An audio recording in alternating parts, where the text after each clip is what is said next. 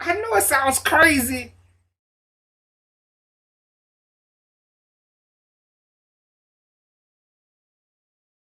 Uncovered a conspiracy of the highest order, and this involves radiation in your drinking water. Last night we told you how for years Texas state officials hid the amount of radiation they were finding in tap water. And tonight, the 11 News I-Team reports it appears the state's top politicians have been in on the plan. Even the governor was informed, and investigative reporter Mark Greenblatt is here now with more. Mark? Greg, Lucy, for months, we fought with the Texas Commission on Environmental Quality, trying to get access to these documents and emails like this.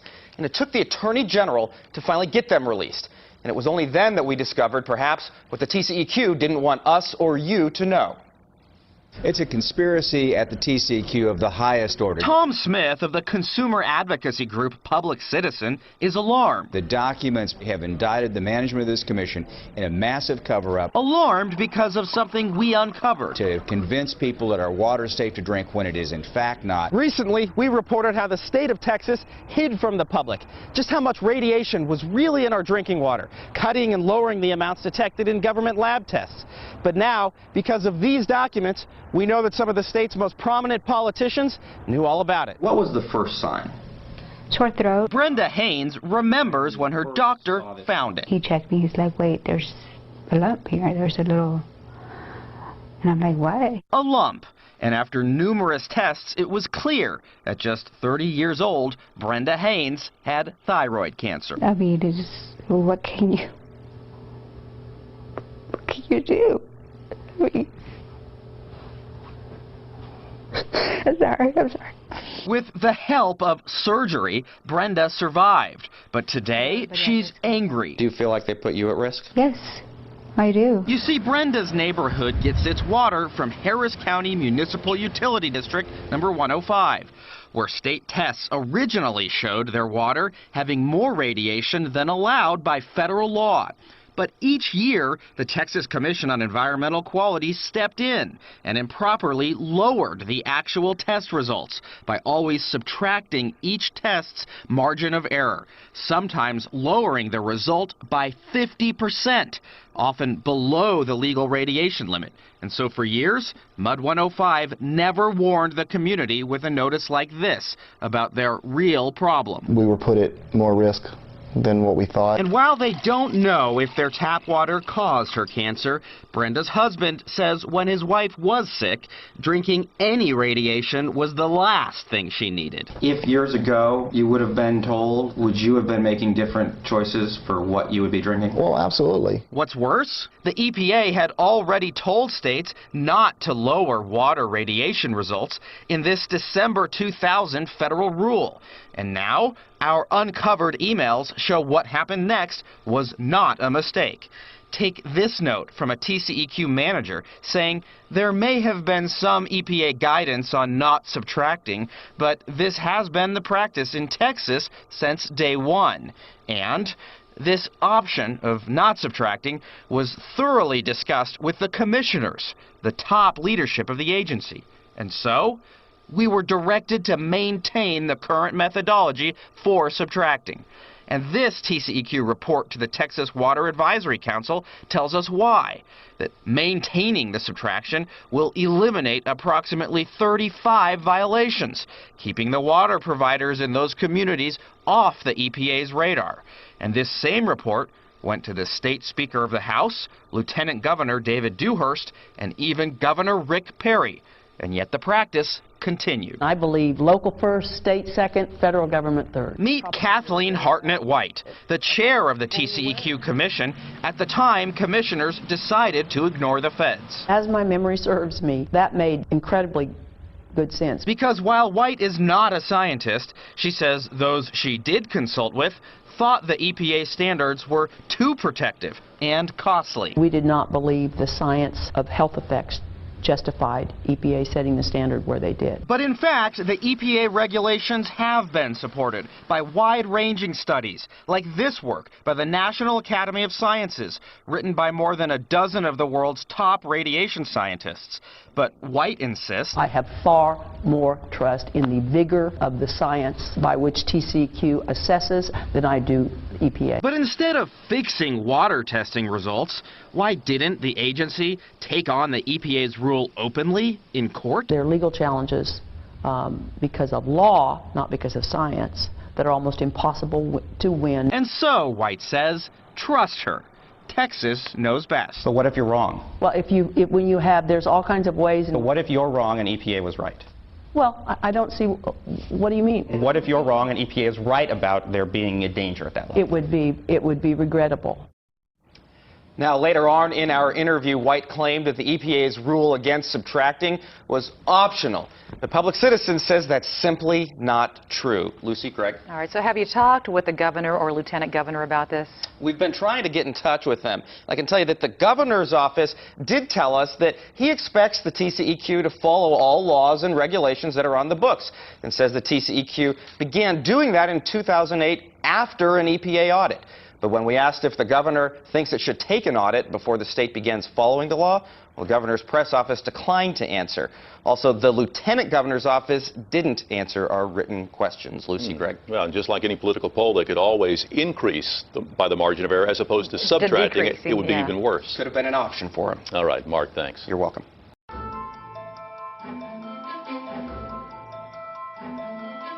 So far, we've shown you small towns and neighborhoods with more radiation in their water than allowed by law. However, when it comes to Houston, its drinking water is under those federal limits. City officials say that means it's safe. But we decided to take a closer look.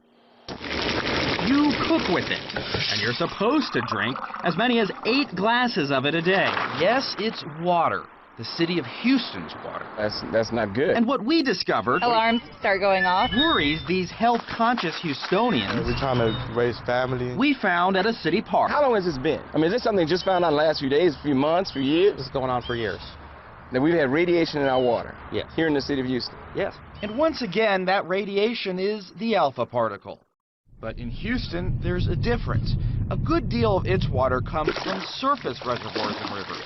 Sources that usually don't have elevated amounts of radiation. However, the rest does come from underground, brought up by water wells just like these. So Houston's public drinking water does have some alpha radiation, but the EPA rates that amount as being under the legal limit. So no problem, right? Well, it's a little more complicated than that. Take these internal emails from the city's engineers. They're concerned that some Houston water wells tested near or above the legal limit for alpha radiation, saying Jersey Village, Spring Branch, and Southwest are areas that have alpha particle and uranium concern, and also naming neighborhoods along Bel Air Boulevard as one more area we need to watch out. And this chart showed a Chasewood water well with alpha test results at or above the federal alpha radiation limit, again and again, over a 6-year period. What do you think of that? No, that's not good. Why? Because the water well or source closest to your home can provide a lot of your drinking water, making those hot wells we mentioned a possible problem for the communities around them. Yet, when we first asked the city about Houston's water radiation test results, they sent this email saying, "We have not detected any reason for concern based on the levels detected." I need you to prove to me what you're referring to when you say there's radiation drinking water. Where? So we tried talking with Alvin Wright, spokesperson for Houston's Public Works Department. Are you shooting straight with me, sir? You and I have been talking about this for Mark, you know what? weeks. But you say water, we didn't get far. See, here's the deal. We've given you information, and right now, you're lying. You're lying. What are we lying about? You're lying about radiation in the water. There's no radiation in the water? What water are you talking about? What are you referring to? You know your own readings. So how does Houston get a passing grade from the EPA? Well, turns out that score is just an average of all the radiation test results of all the different wells and reservoirs that the city gets its water from. So some wells can score high in radioactivity, but as long as there are enough lower scoring sources, the city will be rated under the radiation limit. We have a safe water system, and we do not provide unsafe water. Mayor Anise Parker had previously declined doing an interview with KHOU, but we caught up with her at a routine press conference. And you said again today that you believe the water is safe in Houston. In your opinion, how much radiation is it safe to drink? You know, I have no idea what goes into the technical qualifications of our water system. We follow EPA guidelines. We adhere carefully to all of the federal requirements. Which is a good thing. But there's also something else you should know. You see, the EPA recommends that cities have 0 alpha in their water, because in theory, 1 alpha particle plus 1 cell can lead to cancer. However, the agency set the legal limit higher than that. Why? Partly because of the expense of removing it, as claimed by water companies. Partly because the agency estimates if your water does contain alpha at the legal limit, the risk of getting cancer from it is 1 in 10,000 if you drink it regularly. But once again, it's not so simple. The problem with radiation is that the effects are cumulative. EPA advisor Bill Field says, like putting pennies in a bank, the risk from alpha radiation adds up, but never goes away. And even worse, he says, it can combine with the risk you get from other types of radiation, like medical x-rays, making your personal odds of a health problem more likely than 1 in 10,000. It's even more troubling now because we're getting more exposures from other sources. And Dr. David Ozanoff points out, in any game of chance, somebody wins, especially if the contaminated water goes to millions of people, like in a large city. If it's 1 in 10,000, if there are 1 million people on the water supply or 2 million people on the water supply, then somewhere around 100 to 200 people are winning that lottery. Which brings us back to the mayor of Houston. I would respectfully ask you one more time, what are you going to do to help get the citizens of Houston closer to meeting that EPA federally recognized health standard of 0 radiation in your water? We are going to continue to meet every legal requirement that the federal government gives us. But if it puts you at increased risk for cancer, shouldn't you be striving for more than just the legal requirements? We will continue to meet every legal standard that the federal government gives us. And what about those problem water wells we told you about earlier? Well, was there anybody else? Mayor, your staff was told that they should install filters at hot spots. Mayor, why are you not interested in answering this question? But in the end, Houston officials did shut down a number of those hot, over-the-limit water wells. Now, not every Texas city has an alpha radiation problem with its water. In fact, state tests show Dallas, Fort Worth, Austin, Beaumont, San Antonio, Arlington, all is having 0 alpha. Why? Well, many of the cities we spoke with say they don't use any groundwater in their systems. Yo, how high are you right now?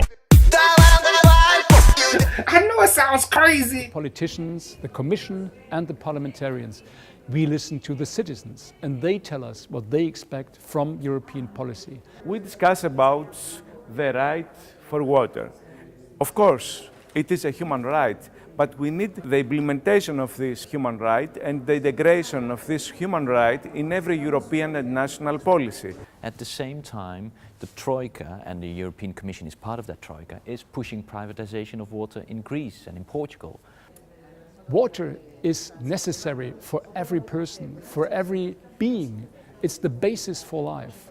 And the idea to privatize water is absolutely crazy. We didn't make water. It's there for us all. And water is going around the planet through rain, through the seas, the rivers. If we spoil water, or if we make water a private good and try to make profit out of it, then this will create wars that will in the end be worse than the ones about oil or other issues. So welcoming the initiative is one thing, but now we really need some policies from the European Commission who act on clean water for everyone. The water is totally green with algae.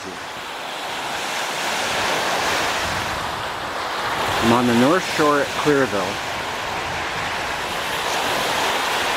And as you can see, the water is like green pea soup. This is not an enhanced video. Totally unbelievable. I've lived here my whole life and I've never seen anything like this. Largest algal bloom ever. The operator of the crippled Fukushima Daiichi nuclear power plant has detected extremely high levels of radiation on some of its storage tanks. Officials of Tokyo Electric Power Company announced on Saturday that high levels of radioactivity were found in 4 areas in the complex where tanks containing contaminated water are located. The utility has been monitoring more than 900 storage tanks since about 300 tons of radioactive wastewater leaked from a tank on August 20th. TEPCO officials say one of Saturday's readings was 1,800 millisieverts per hour. Radiation at this level can kill a person in 4 hours. In another area, radioactivity of 230 millisieverts per hour was measured at a puddle underneath a pipe connecting tanks. No change in water levels was detected at the tanks, but TEPCO believes new leaks are possible. It's checking whether contaminated water has reached the ocean. Workers at Fukushima Daiichi have been taking a closer look at tanks used to store radioactive water from the plant. Now they say they may have figured out why radiation levels near some of the tanks are rising. They say the seals inside the tanks appear to have failed. Over the weekend, workers at the plant discovered high levels of radiation near the bottom of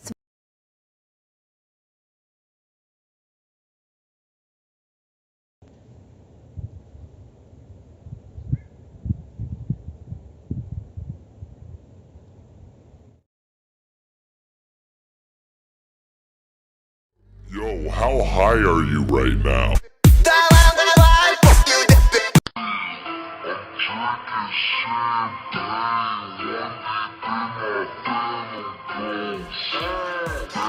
I know it sounds crazy.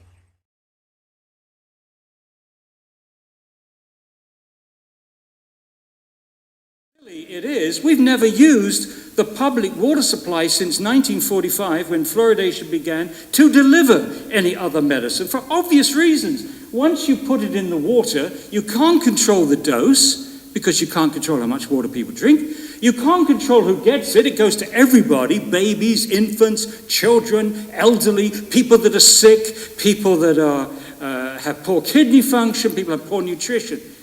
Ask a pharmacist if there's any drug at all that he is aware of that he can give to anyone and he doesn't have to control the dose. He'd laugh you in the face.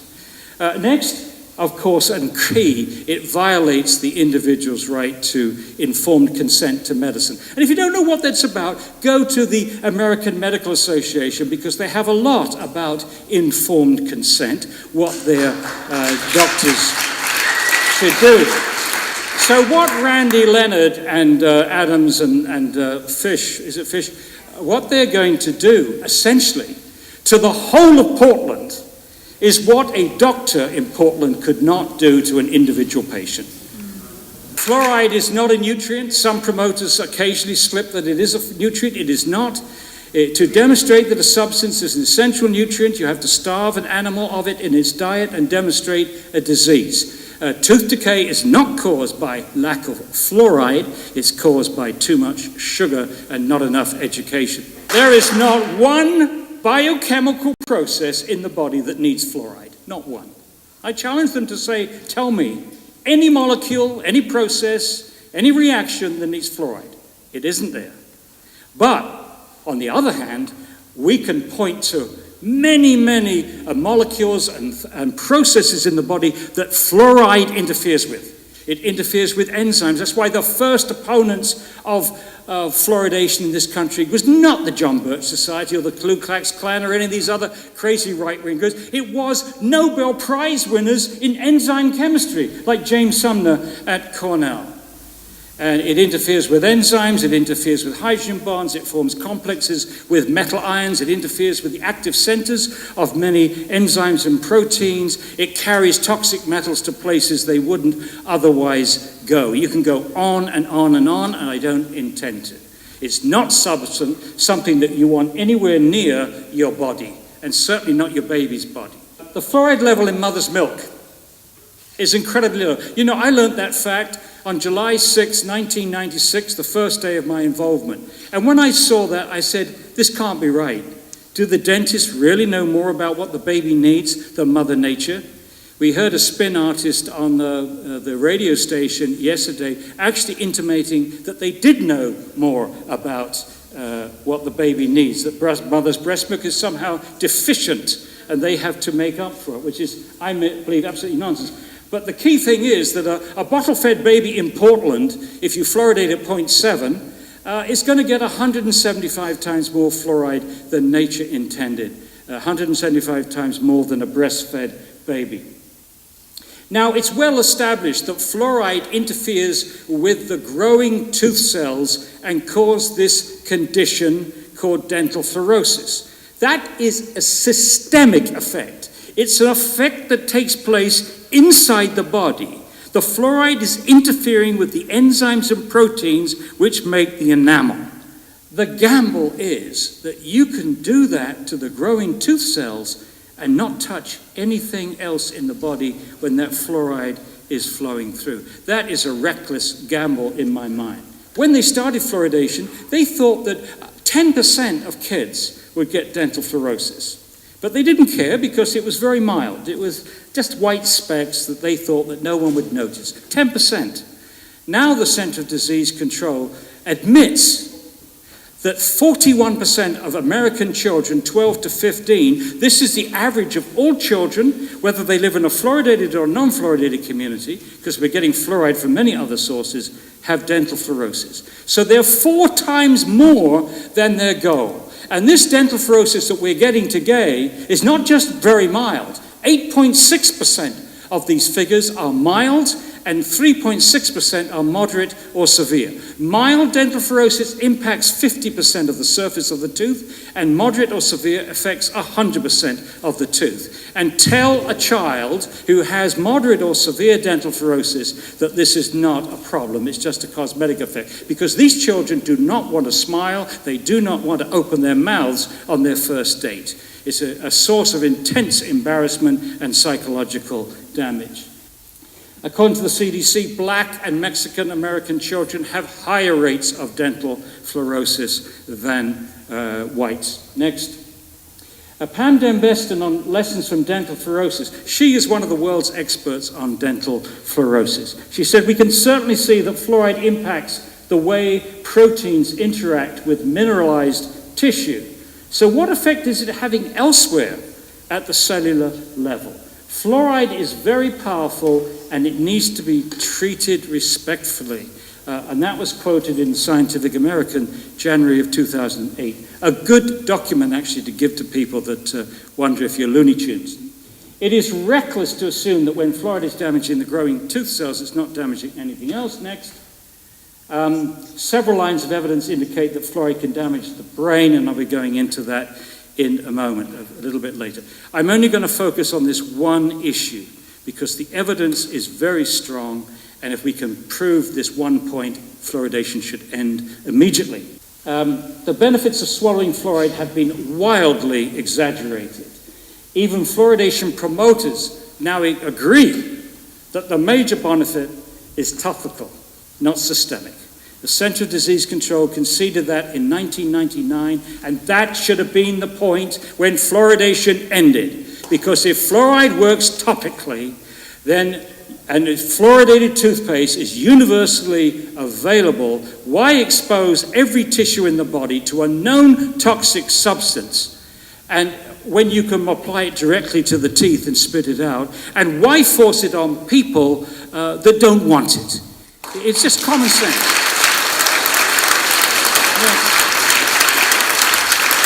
And this simple fact about it working topically, not systemically, they got this wrong for 50 years. They got it wrong for 50 years.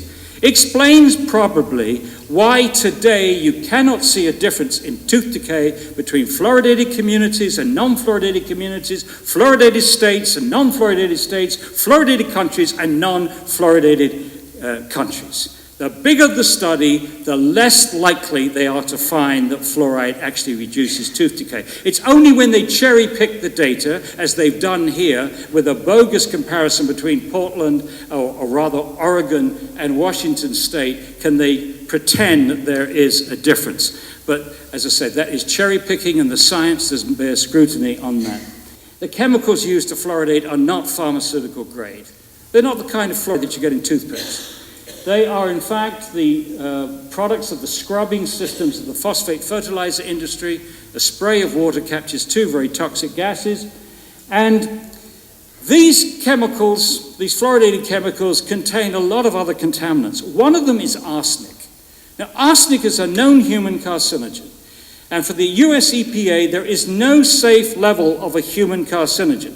Any amount can increase your cancer risk. So inevitably, when you're using industrial-grade fluoridating chemicals to fluoridate your water, you are going to increase the cancer rates of your community, of your country. There's no argument about that. The only argument will be to 2 people in risk assessment to calculate just what the increased cancer risk would be. But there, you will increase the cancer risk, period. And that's over and beyond the fact that fluoride might also be a carcinogen. The science underpinning promoters' claims of safety and effectiveness is extremely poor. It was a shock to us when we had the 3 authors sat down and looked at the literature in some detail.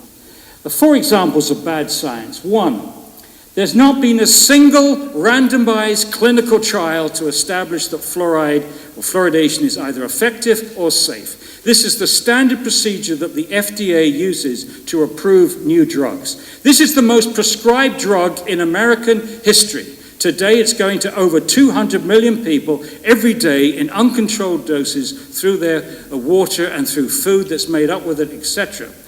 The FDA has never approved it for ingestion. It remains an unapproved drug. Another flabbergasting fact in a whole host of flabbergasting facts.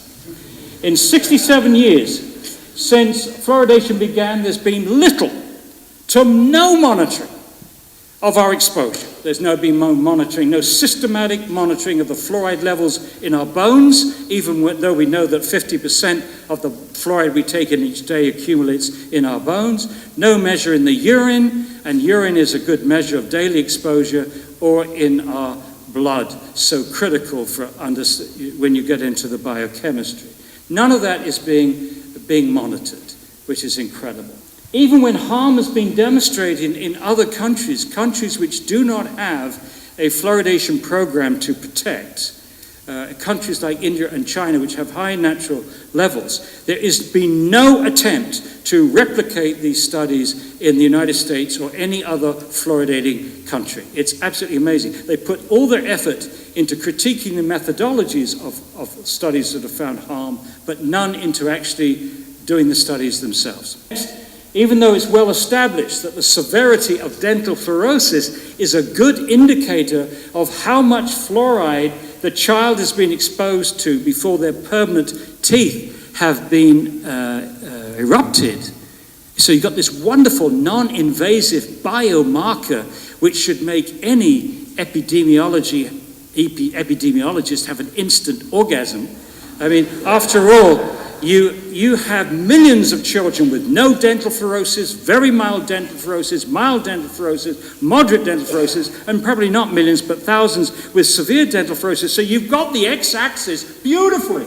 So now the y-axis, you could look at any health concern with children that you can think up and see if there's any relationship between the severity of dental fluorosis. Not once has this been done in America. Next. Instead of science, promoters use endorsements. Hello, my name is Harriet Bly, and today we're going to talk about your kidneys and their need for clean, living, healthy water to thrive and to survive. Most people have 2 kidneys, and most people do not give their kidneys a second thought until they're compromised. Those who do not drink enough water could really be setting themselves up for some kidney disorders in the future. Your kidneys are bean-shaped.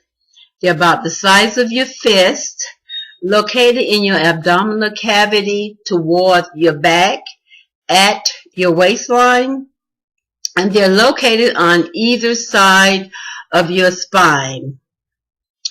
Your kidneys are so hardworking. These are some of the things that they do for you.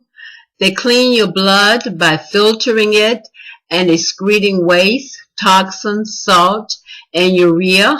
Urea is created by your cell metabolism. They regulate your blood pressure. Your kidneys need pressure to filter your blood. So your kidneys control your blood pressure by sending signals causing your arteries and veins to constrict or relax, increasing or decreasing circulating blood volume. They also control your acid-base regulation. Food and beverages add acid or they add base. So one of the jobs of your kidneys is to keep your pH in balance. They also stimulate the production of red blood cells, and red blood cells carry oxygen. Now, your kidneys are slaves. They work tirelessly to filter your entire body blood supply. For an adult, that is about a gallon and a half, and they do this about 20 times a day. When your kidneys lose their filtering ability, you can have very dangerous levels of fluids and waste products build up. Now, how will you know when you're headed for kidney disease or kidney trouble? Odorous urine, dark urine, start creating kidney stones. You can have very, very low urine output. When you go to your physician, you could begin to have poor kidney function with your urine and with your blood tests when taken there as well. You can protect your kidneys now by limiting drinking dehydrating beverages like Cokes and coffee and teas and alcohol. Avoid kidney disease and kidney stones by drinking lots of living alkaline water and educating yourself about how to take care of your body and how to take care of your kidneys. If you like what you've seen here, you can get water education at gotwaterinformation.com. You know, there's over 25 million people in America that have chronic kidney disease.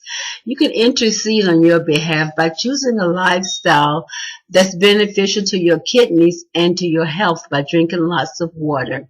If you like what you've seen here, please subscribe to my channel and honor yourself. Good night.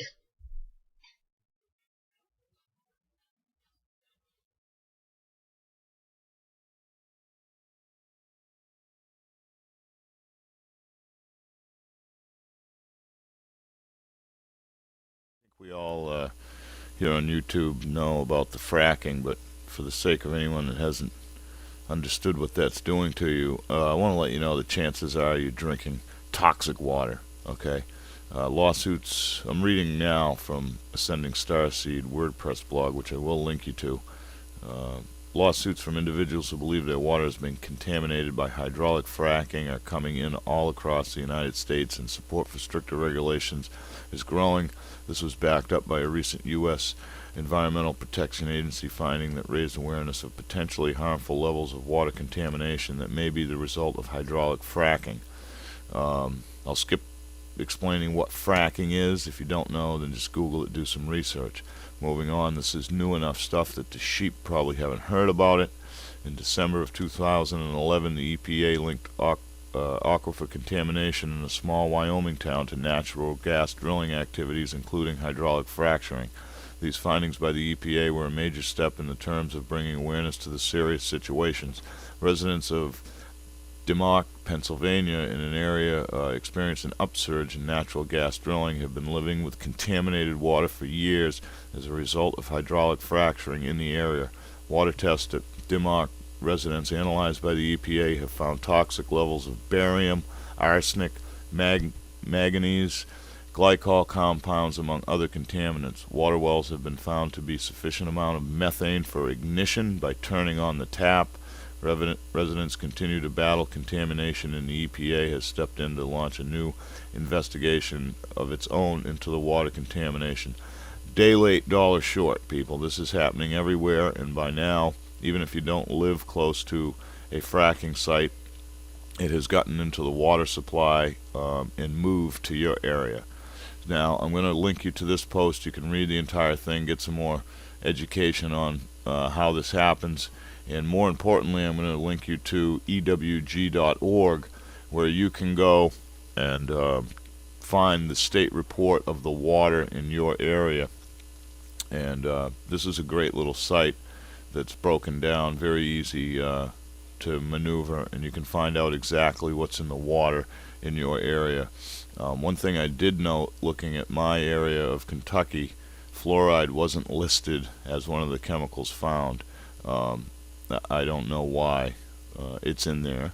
I know it's in there, and they don't list it, so that's something they are trying to hide from you. But there's a bunch of other things in there that you need to know about. You know, especially coming into these crazy times. We got zombie apocalypse, and we got viruses and plagues and die-offs, and you got to be healthy. And you're not going to be healthy if you're drinking polluted water. Hello? Hello? Alright, anyway, links to the post will be below in the EWG site, so you can find out exactly what you and your kids are drinking, and why maybe they were trying to eat the hamster.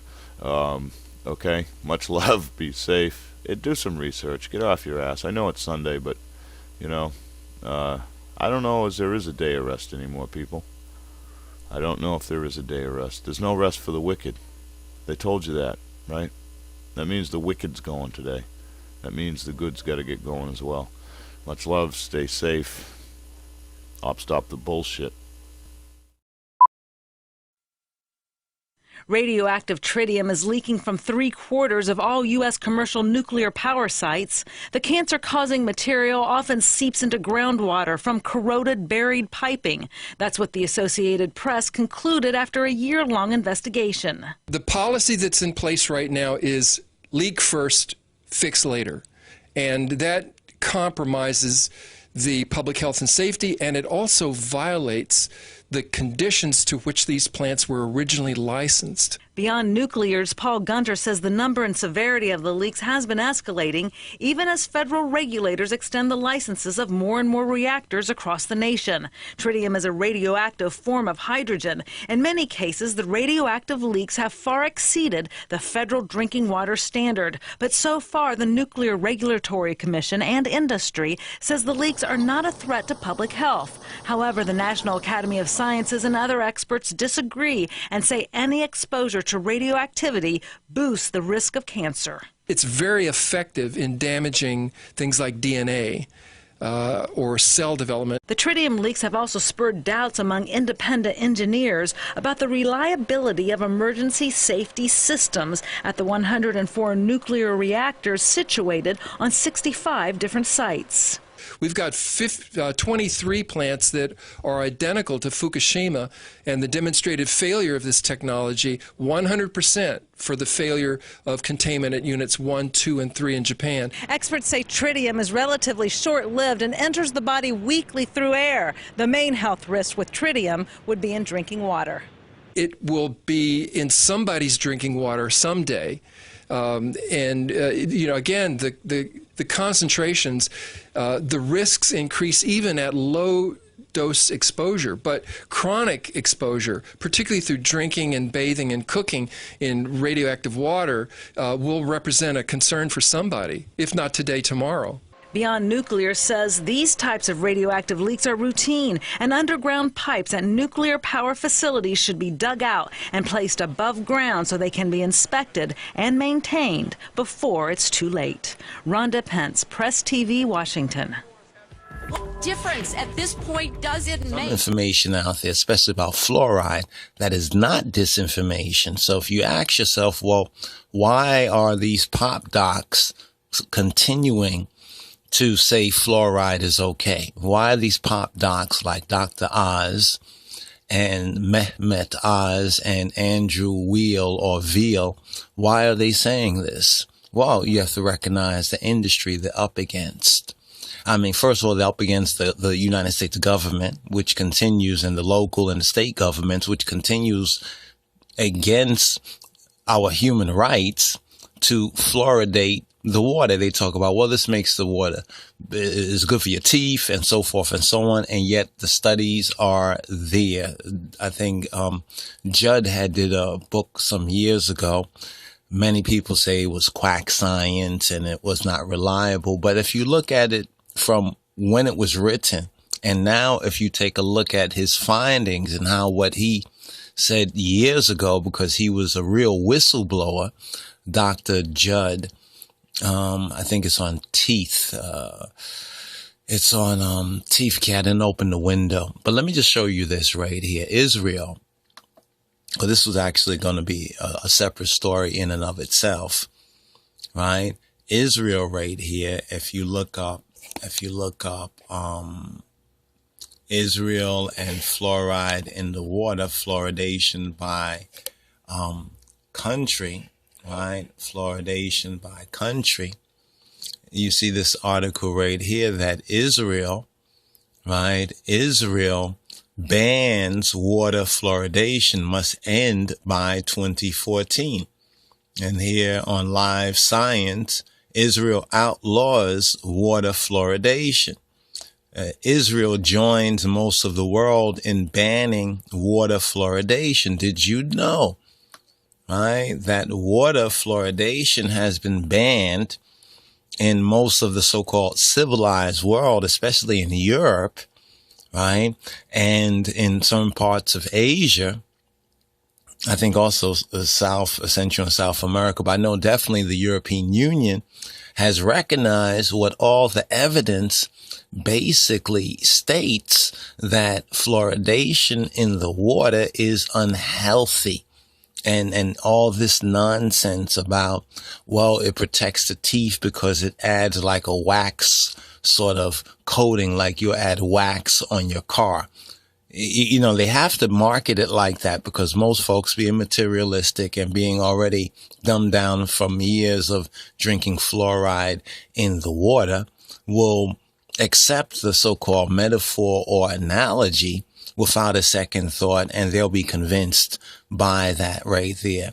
So you see all these articles about fluoride in the water, right? Israeli court rules to stop water fluoridation. Now, this article tells you a couple of things, because some would say, well, it's all about the Jews. The Jews are controlling and running the world. Well, it's interesting that if that is so, that even they have been late, even though they're ahead on other things, health-related technology. A lot of the technology that we utilize, especially within the banking sectors, right, has actually been created by Israeli technicians. So a lot of the technological stuff that we use today, you know, the apps and I think PayPal and Citibank, you know, if you do any banking, you know, on the internet,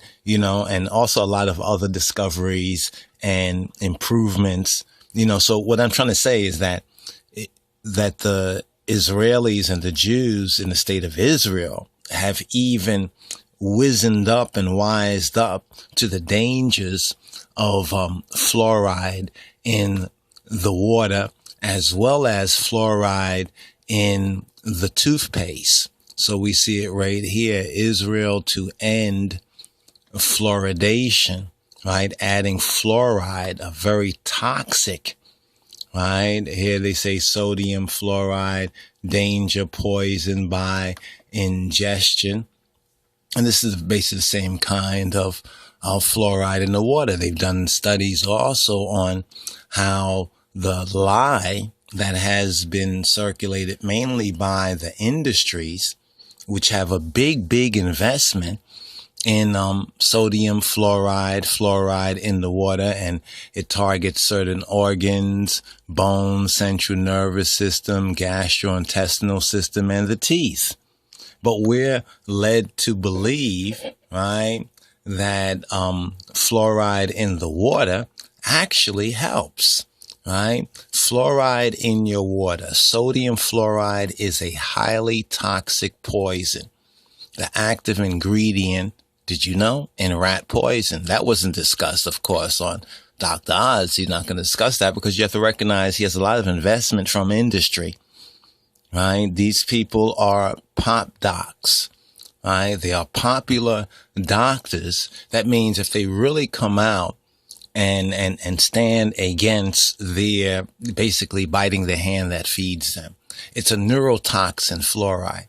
It causes permanent changes in behavior and stains, and it ruins white teeth. It's something known as fluorosis or fluorosis, right? Warning. The warning on the bag says it all. It targets body organs. You see, and I think Wheel, he said something about, oh, well, we need the toothpaste because the fluoride in the water doesn't really affect us as adults, but it's affecting your children because it's targeting body organs, the entire nervous system, the brain, and the teeth. But it's sold to us, right? It's sold to the public. Right? The already dumbed down public, the already disinformed public, the already targeted public. It's like the Matrix. They look at you like a battery to keep their system powered, right? And to keep you plugged in, they use fluoridation in the water. And even the state of Israel has joined the majority of the world, especially in Europe, and other places. America has not, right? Fluoride is added to the water.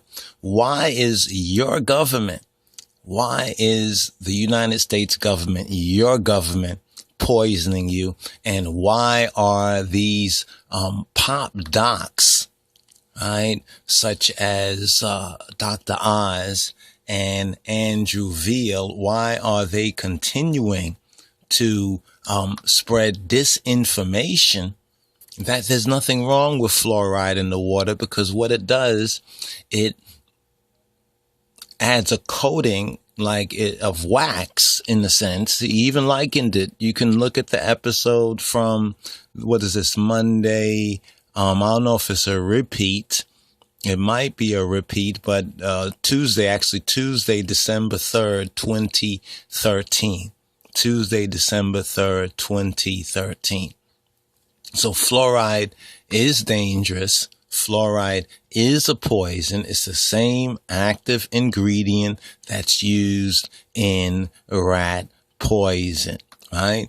They say Babylon is a rat race. Well, here you have a new reason, not just to believe that, but to know the truth for yourself.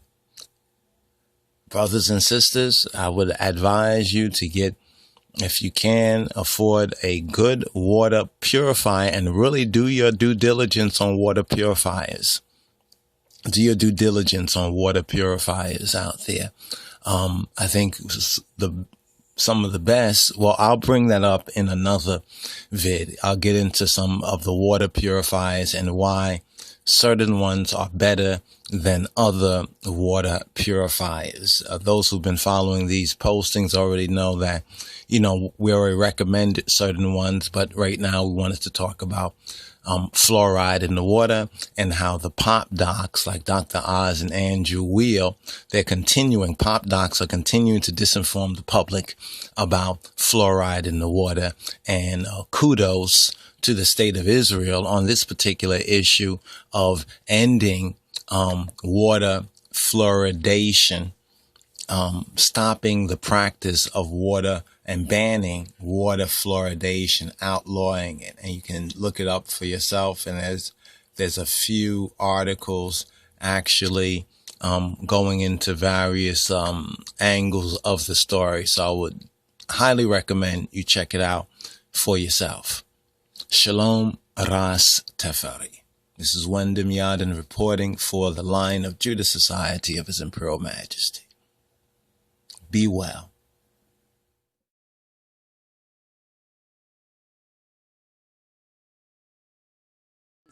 What difference at this point does it make?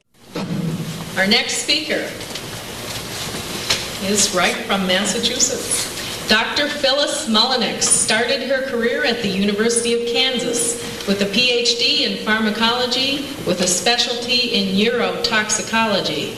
She completed a postdoctorate at Johns Hopkins School of Public Health in Environmental Medicine. In 1977, she joined the Department of Psychiatry at Children's Hospital in Boston and joined the Department of Neuropathology with Harvard Medical School. From there, she moved to Forsyth Dental Research Institute and was the head of the Department of Toxicology for 11 years. In 1995, she published the groundbreaking study linking fluoride with damage to the central nervous system. Currently, Dr. Mullenix is a research associate at Children's Hospital Department of Psychiatry and lecturer in radiation oncology at Harvard Medical School. Please give a warm welcome to Dr. Phyllis Mullenix.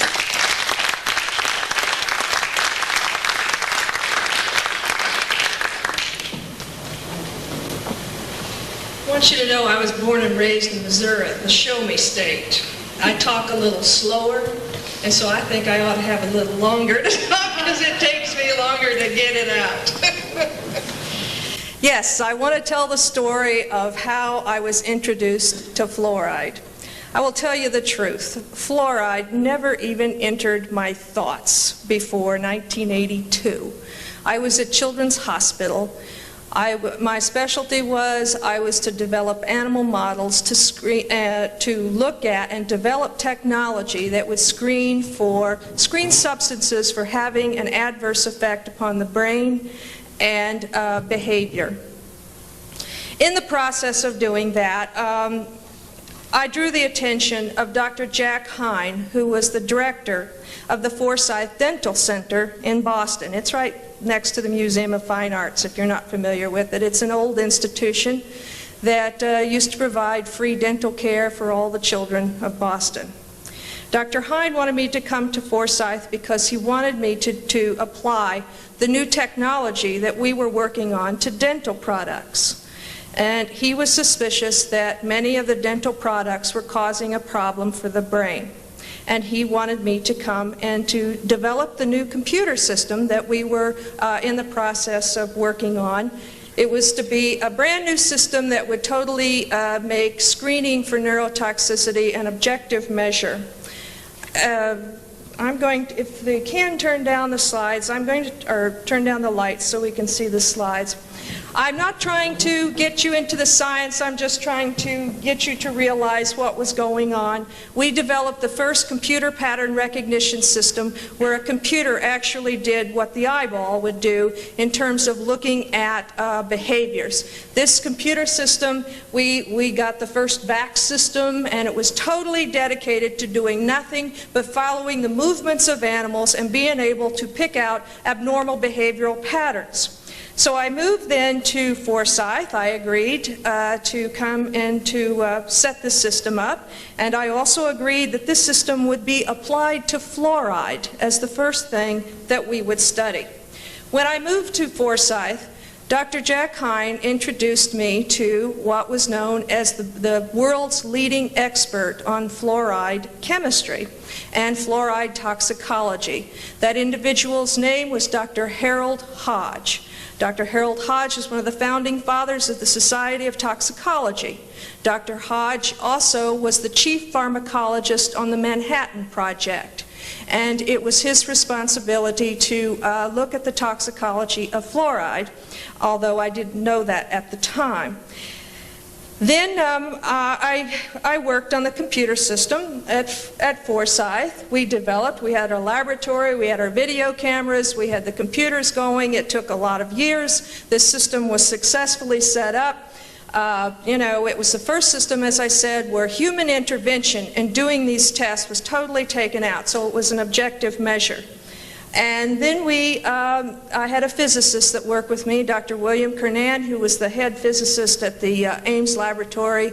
And in fact, he designed the programs to follow the movements of hydrogen particles through a bubble chamber. And he says, well, if we can follow hydrogen particles through a bubble chamber, we can follow rats through three-dimensional space. We took this system, we developed it, and we applied it to fluoride. Now, I must say that in what this is a digitized picture of what the computer sees. And so I'm just pointing this out because, as I say, this was a very unique system, and I was sought out by many different groups to apply this system to many different substances that were suspected. And the one that we developed that was most successful was in the look at the neurotoxicity of the treatments for childhood leukemia. And our system was put into the Yearbook of Oncology, and we were very successful.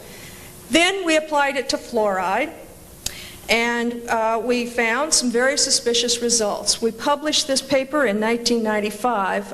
It's not very clear. I'm sorry, maybe the lights are a little too bright. Can we dim the lights a little? Anyway, we found some very suspicious results. We published this in a peer-reviewed journal in Neurotoxicology and Teratology. I reported the results to Dr. Jack Hine, the director of the Institute. He got very excited. He says, we must fly to Washington and present this to the National Institute of Dental Research. He says we also need to report it to certain industries, which I proceeded and I did. I submitted a grant to the National Institutes of Health in 1992 to look at this.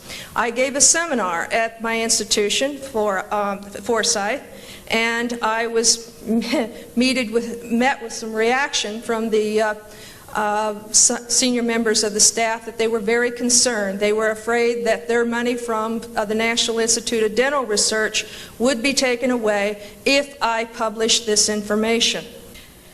Anyway, the paper came out. Forsyth notified the National Institute of Dental Research prior to it, and they asked me to do a television conference on this before my information came out. They wanted to see what we were saying. TEPCO spokesperson says the company has known for the past 2 years that a massive amount of groundwater was flowing beneath the Fukushima power plant. TEPCO spokesperson says the company has known for the past 2 years that a massive amount of groundwater was flowing beneath the Fukushima power plant. The official says TEPCO experts... For the past decade, Oregon Citizens for Safe Drinking Water has worked at the state level to prevent the state from passing a bill that would mandate fluoridation for all water districts in the state that serve 10,000 people or more. We have been successful every legislative attempt that they have tried to bring this before the legislature. I think they finally realized that it's easier to convince 3 out of 5 city council members than it is to convince 151 legislators in Salem. Clean Water Portland evolved out of the basic backdoor attempt to get this rammed through City Hall on a fast track without input from the public and without comment and opportunity for us to be heard.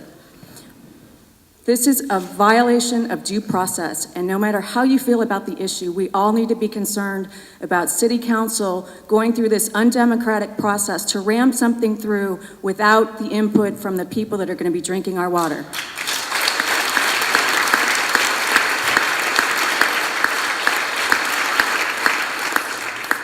We have filed an initiative to put this to the voters, and Randy Leonard has vowed that it's going to start flowing through Portland's drinking water supply by March of 2014. That's 2 months before the initiative will be put on the May primary ballot.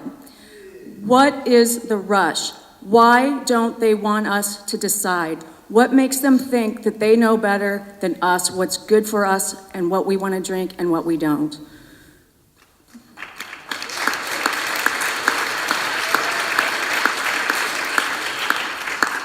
Tonight is our opportunity to help spread the word about this effort, because I think there's a lot of people in town that don't realize what's going on, and it has been a real rush attempt to push this through without the public knowing. And it's very, very important that we spread the word. We need campaign contributions and we need volunteers, because we're going to have a lot of signatures to gather, and we don't have much time to do it. And I have been overwhelmed with the amount of support we have gotten so far within just a very short amount of time.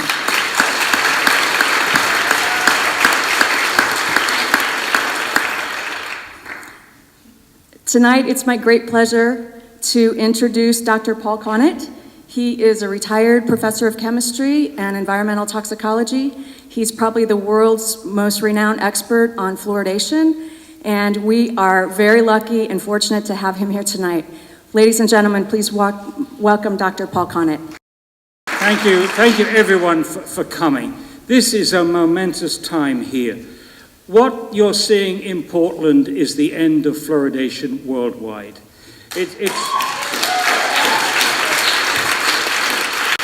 It is absolutely clear from what you've already seen in just a few weeks that they've got no arguments, no science, and you're seeing the kind of tactics which are put in place of science and solid rational argument. You're seeing tactics by stealth, you're seeing public relations spin up the gazoo. It's a completely orchestrated campaign from the moment it slipped into the newspaper, and we've got a political operative, I think, who organizes at least 4 of the five campaigns. You don't want to hear a great deal from me. Tonight you need to organize, organize, organize. Affecting change is like driving a nail through a piece of wood. The experts can sharpen the nail, but you need the hammer of public opinion to drive that nail home. So I'm going to do my best to sharpen the nail tonight. I know some of you have heard these arguments against fluoridation for 10, 20, 30 years. You don't need any more arguments. But let me tell you, there are developments on a daily basis which make our case stronger.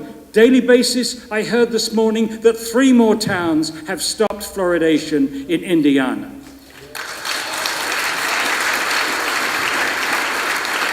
That brings the total of towns that have stopped since October the 25th, 2010 to 56. That's over 3 million people that have stopped. And I heard this afternoon that the Premier of Queensland has called a halt to mandatory fluoridation in Queensland, something I did not expect to happen. So, now, it's not my credentials that are important here. What is important for you is I tell the truth. I don't spin the science, I give the science straight to you. I'll try to do it as unemotionally as possible tonight. This is an emotional issue for me. I do not like science being torn up, especially the science that is meant to inform public health policy. Sometimes my sense of humor slips in and I find humor in things which I shouldn't, and that's because I was at college with John Cleese and actually played soccer with him, so. Anyway, without further ado, let's go to the first slide. I spent 16 years researching this issue, first as a professor, as you heard, and then secondly, as the director of the Fluoride Action Network. And on that, I rely very much on my wife, who's the webmaster, and my son, Michael, who is the person that put this incredible website together, fluoridealert.org. In October 2010, with 2 other authors, next, James Beck, MD, PhD from Calgary, and Spedding Micklem, a Doctor of Philosophy and Biology from Oxford. And I really owe a huge gratitude to them because they really got the tone right in this book. This book is not overstated, it's understated. Every single argument that we use is backed up with 80 pages of references. We give as many of the caveats as possible. We try to recognize the arguments of the other side. We thought it would raise the level of debate. Unfortunately, it hasn't. After 22 months, there's been no scientific response to our book from the promoters of fluoridation, and yet they continue to maintain this mantra that they are the scientists, we are the junk scientists, and it's safe and effective, safe and effective, safe and effective. I really do believe that there's some kind of commission there, that every time they can get safe and effective on the airways or on public, they get a bonus. Next. A summary of the key arguments. First of all, there is some very strong science on our side, and you're going to see that. But common sense should kill this practice. It should never have started. It's a poor medical practice to use the water supply to deliver any medicine. Any medicine.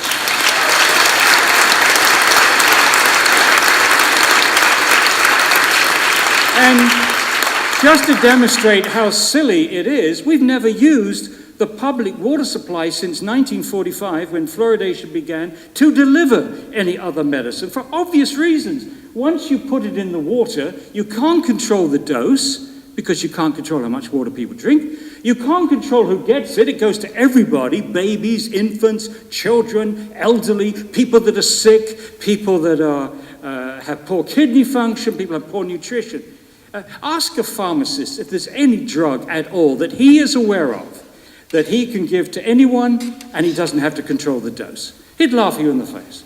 Next, of course, and key, it violates the individual's right to informed consent to medicine. And if you don't know what that's about, go to the American Medical Association, because they have a lot about informed consent, what their doctors should do. So what Randy Leonard and Adams and Fish, is it Fish, what they're going to do, essentially, to the whole of Portland, is what a doctor in Portland could not do to an individual patient. Fluoride is not a nutrient. Some promoters occasionally slip that it is a nutrient. It is not. To demonstrate that a substance is an essential nutrient, you have to starve an animal of it in its diet and demonstrate a disease. Tooth decay is not caused by lack of fluoride. It's caused by too much sugar and not enough education. There is not one biochemical process in the body that needs fluoride. Not one. I challenge them to say, tell me any molecule, any process, any reaction that needs fluoride. It isn't there. But, on the other hand, we can point to many molecules and processes in the body that fluoride interferes with. It interferes with enzymes. That's why the first opponents of fluoridation in this country was not the John Birch Society or the Ku Klux Klan or any of these other crazy right-wing groups. It was Nobel Prize winners in enzyme chemistry, like James Sumner at Cornell. And it interferes with enzymes, it interferes with hydrogen bonds, it forms complexes with metal ions, it interferes with the active centers of many enzymes and proteins, it carries toxic metals to places they wouldn't otherwise go. You can go on and on and on, and I don't intend to. It's not something that you want anywhere near your body, and certainly not your baby's body. The fluoride level in mother's milk is incredibly low. You know, I learned that fact on July 6, 1996, the first day of my involvement. And when I saw that, I said, this can't be right. Do the dentists really know more about what the baby needs than Mother Nature?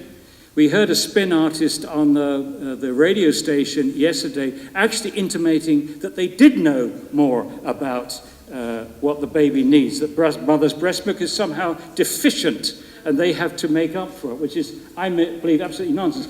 But the key thing is that a bottle-fed baby in Portland, if you fluoridate at 0.7, is going to get 175 times more fluoride than nature intended, 175 times more than a breastfed baby.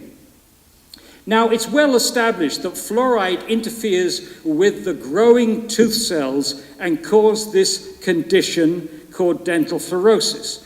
That is a systemic effect. It's an effect that takes place inside the body.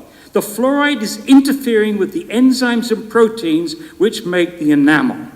The gamble is that you can do that to the growing tooth cells and not touch anything else in the body when that fluoride is flowing through. That is a reckless gamble in my mind. When they started fluoridation, they thought that 10% of kids would get dental fluorosis. But they didn't care because it was very mild. It was just white specks that they thought that no one would notice. 10%. Now the Center of Disease Control admits that 41% of American children 12 to 15, this is the average of all children, whether they live in a fluoridated or non-fluoridated community, because we're getting fluoride from many other sources, have dental fluorosis. So they're 4 times more than their goal. And this dental fluorosis that we're getting today is not just very mild. 8.6% of these figures are mild, and 3.6% are moderate or severe. Mild dental fluorosis impacts 50% of the surface of the tooth, and moderate or severe affects 100% of the tooth. And tell a child who has moderate or severe dental fluorosis that this is not a problem, it's just a cosmetic effect. Because these children do not want to smile, they do not want to open their mouths on their first date. It's a source of intense embarrassment and psychological damage. According to the CDC, Black and Mexican American children have higher rates of dental fluorosis than whites. Next. Pam Dembeston on lessons from dental fluorosis. She is one of the world's experts on dental fluorosis. She said, we can certainly see that fluoride impacts the way proteins interact with mineralized tissue. So what effect is it having elsewhere at the cellular level? Fluoride is very powerful and it needs to be treated respectfully. And that was quoted in Scientific American, January of 2008. A good document, actually, to give to people that wonder if you're Looney Tunes.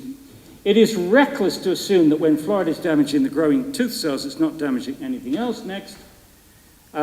Several lines of evidence indicate that fluoride can damage the brain, and I'll be going into that in a moment, a little bit later. I'm only going to focus on this one issue because the evidence is very strong, and if we can prove this one point, fluoridation should end immediately.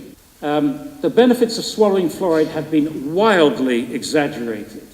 Even fluoridation promoters now agree that the major benefit is topical, not systemic. The Centre for Disease Control conceded that in 1999, and that should have been the point when fluoridation ended. Because if fluoride works topically, then, and if fluoridated toothpaste is universally available, why expose every tissue in the body to a known toxic substance? And when you can apply it directly to the teeth and spit it out, and why force it on people that don't want it? It's just common sense.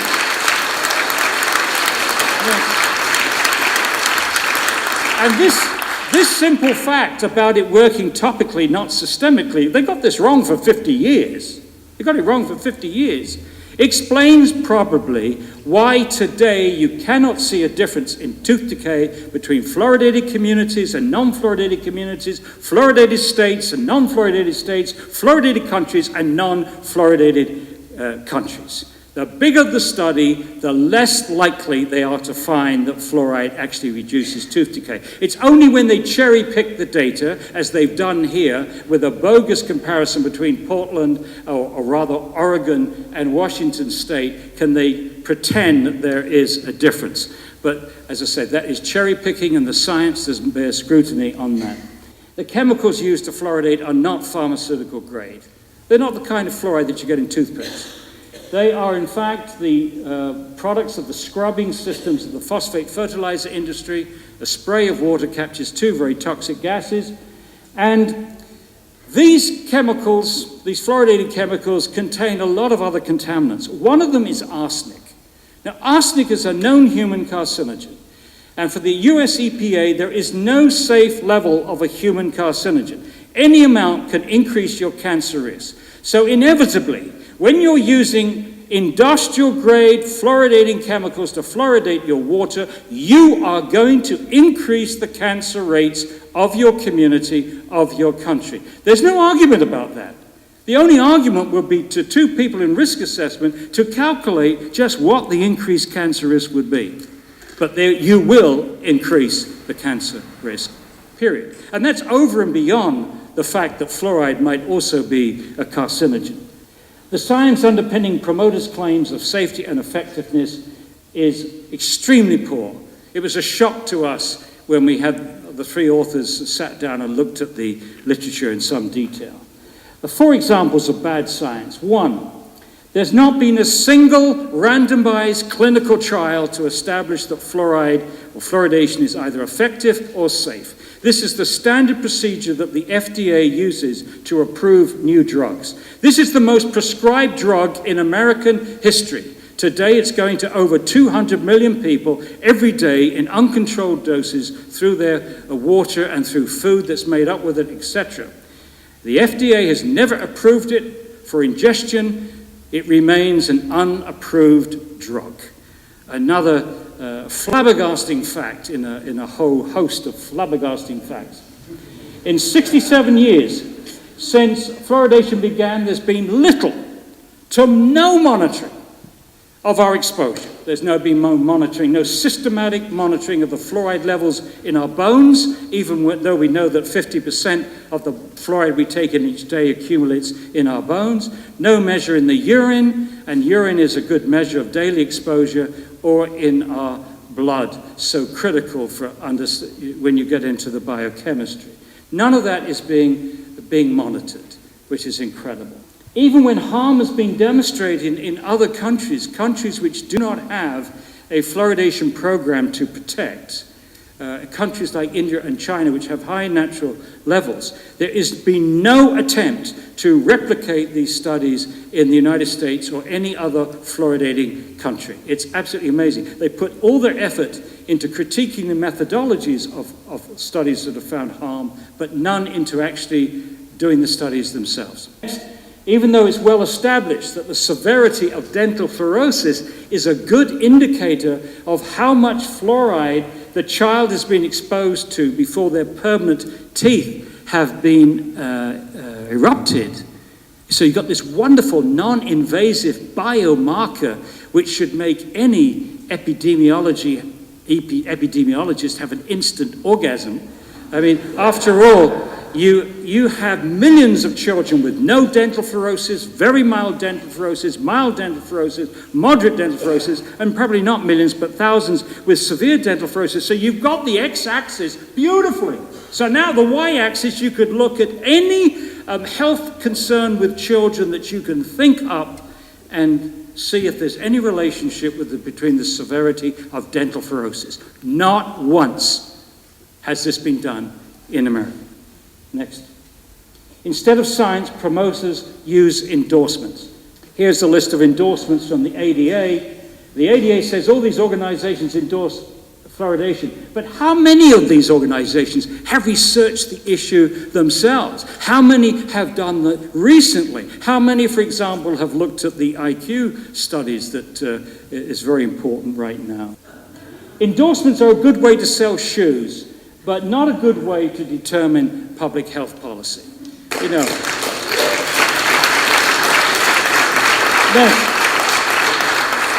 Next. Many Americans might find these endorsements impressive, but clearly they didn't impress the vast majority of countries in the world, because the vast majority of countries in the world do not fluoridate their water, which includes most of Europe. Now, most of Europe has equivalent organizations, professional bodies, doctors, physicians, pediatricians, etc., as we have in America. So apparently all the things which are supposed to be so convincing to Randy Leonard and crew have not convinced these professional bodies in most of the world. In fact, over half the people drinking fluoridated water live in the United States.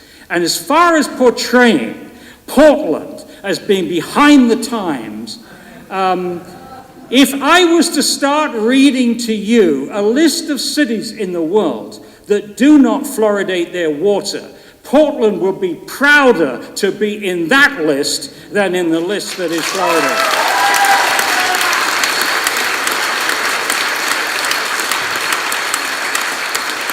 In Europe, 97% of the population of Western Europe is not drinking fluoridated water. These countries are not fluoridated. Some of them started but stopped.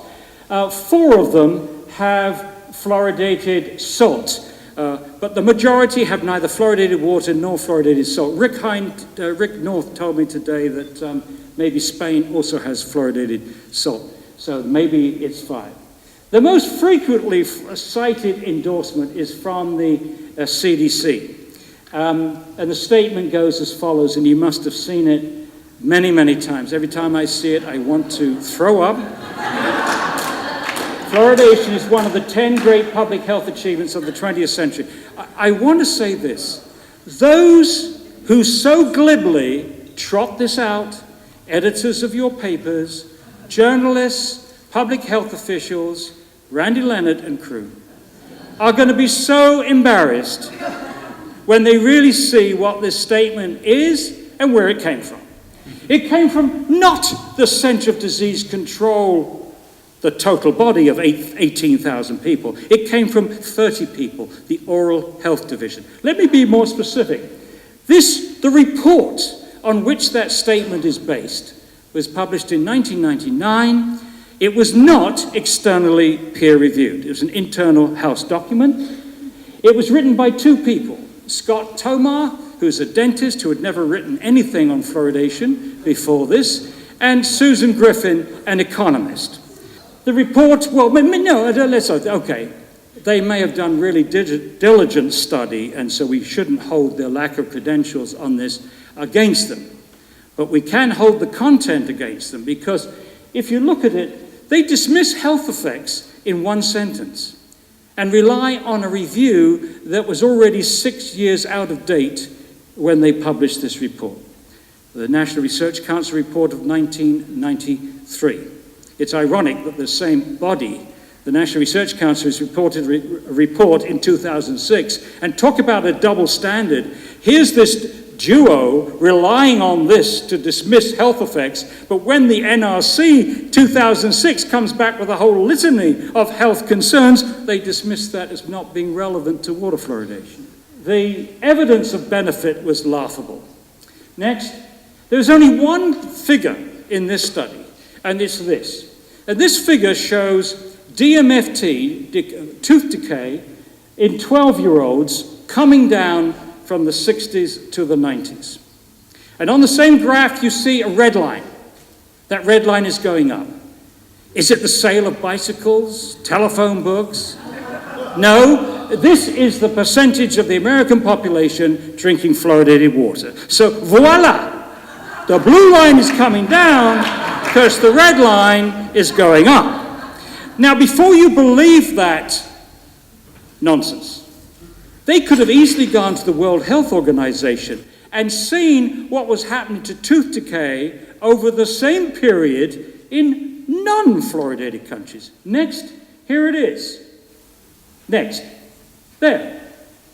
There are 12 countries here which are non-fluoridated, one that has 10% fluoridation, and 4 that are fluoridated. They're all coming down. Tooth decay was coming down in all of those countries from the 60s and the 90s. So to ascribe the reduction in the United States to water fluoridation is either incompetence, because they couldn't be bothered to see what the worldwide figures were, or it was fraud. It was deception. It was public relations. Next. Instead of science, promoters use dummy reviews by hand-picked panels of pro-fluoridation experts. And now I want to read you a very interesting quote. It's from the book, The Fluoride Wars. And I quote from this book because this book is otherwise fairly pro-fluoridation. They certainly take the status quo at face value. This is what they say about these reviews that these promoters rely on so much. Endorsements and reviews, right? Not the primary literature. You very seldom hear a promoter refer to a primary study in the literature. Anti-fluoride forces have always claimed that the many government-sponsored review panels set up over the years to assess the cost and benefits of fluoridation were stacked in favor of fluoridation. A review of the membership of the various panels confirms this charge.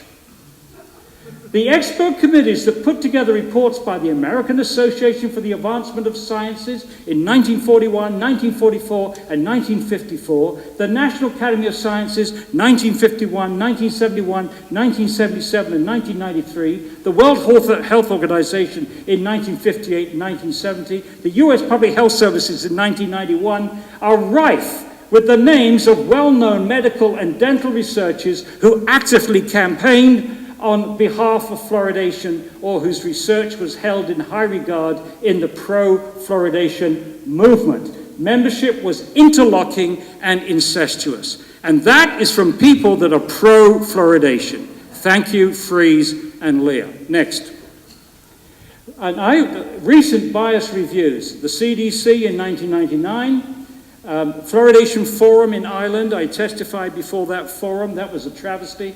the NHIMRC in Australia 2007, and Health Canada in 2011. And because you might think that these charges may be over the top, that you're hearing from somebody who's passionate about this issue, let me give you chapter and verse here because it's important. Next, a recent example. This is a panel of 6 experts picked by Health Canada to review the literature. 6 experts. Next, 4 of these 6 experts to review the literature were dentists and pro-fluoridation dentists, well-known pro-fluoridation. There they are, Jay Kumar, Chris Clark, Stephen Levy, and Michael Levy. So you're going to review the literature on harm and effectiveness, and you're going to use 4 pro-fluoridation experts out of 6 to do it. The 6 experts, after reviewing the literature on fluoride and IQ, declared that the weight of evidence indicated that there was no problem. Question: what weight of evidence indicates that there's no problem with IQ and fluoride? I'll go through the evidence in a moment. When they came out with their report based upon these 6 experts, they had only reviewed 5 of the 23 IQ studies that were available at that time. And I provided them with references to the other 18. Next. And when the final report came out, they didn't change a word of their review, and they still had only reviewed 5 of the studies. So you're going to have to be able to count up to 18 to know that we're not dealing with a straight deck here. They asked for public input, and when they were given public input, they completely ignored it. Why? Why? Well, this is what I think. Next.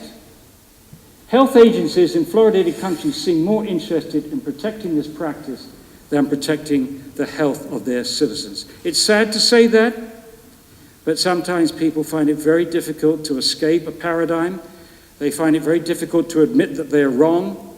Maybe they're frightened of losing credibility and losing the public's trust. But I assure them the longer they keep this going, the more of the public's trust they're going to lose. Let's look at the real science. One of the few examples of a review that was balanced was the National Research Council review of 2006. I testified for 45 minutes before this panel. Here's the thing that came out, Fluoride in Drinking Water Scientific Review of EPA Standards. Next. This review took 3.5 years, was 507 pages long, 1,100 references. By the way, it was a balanced panel. So the best I can determine, there were 3 that were anti-fluoridation, 3 that were pro-fluoridation, and 6 who hadn't come out one way or the other. There was an exposure analysis in Chapter 2. And in this exposure analysis, they concluded that there were subsets of the population drinking fluoridated water, optimally the 1 part per million, that were exceeding the EPA's reference dose.